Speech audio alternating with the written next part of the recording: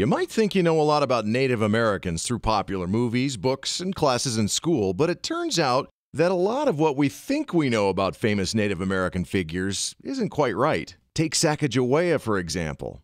You probably remember her as a beautiful Indian woman who lived an exotic life, serving as the all-knowing guide for Lewis and Clark's famous expedition, right? Well, that's not exactly how it happened. Not much is known about Sacagawea's early childhood, but we do know that she was born in 1788 into the Agatica tribe of the Lemhi Shoshone in what is now Idaho.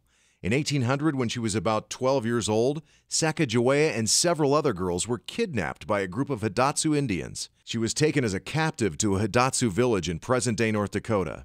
Then she was sold to a French-Canadian fur trapper named Toussaint Charbonneau. Within a year or so, she was pregnant with their first child. Soon after she became pregnant, the Corps of Discovery arrived near the Hidatsu villages. Captains Meriwether Lewis and William Clark built Fort Mandan there and then started interviewing people to help guide them on their perilous expedition. They agreed to hire Sacagawea's husband, Charbonneau, with the understanding that his lovely wife would also come along as an interpreter. They figured her very presence would help any encounters with native tribes along the way. As Clark noted in his journal, "A woman with a party of men is a token of peace." Shortly thereafter, Sacajawea gave birth to a little boy named Jean-Baptiste Charbonneau. Clark called him Pompey. She carried Pompey on a board strapped to her back as the Corps of Discovery forged on.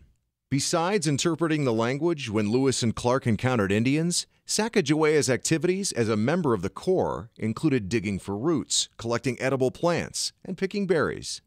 In 1805, the boat they were riding in was capsized. She dove into the water, recovering all the important papers and supplies that would otherwise have been lost, including the journals and records of Lewis and Clark.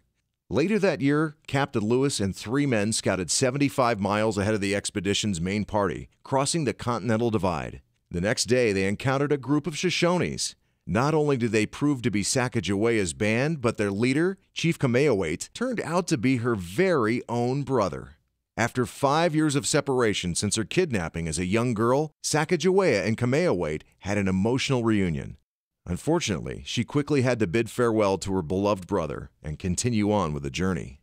At one point, the expedition became so difficult and freezing, the group was reduced to eating candles to survive. When temperatures finally became more bearable, Sacajawea found, dug, and cooked roots to help the group regain their strength.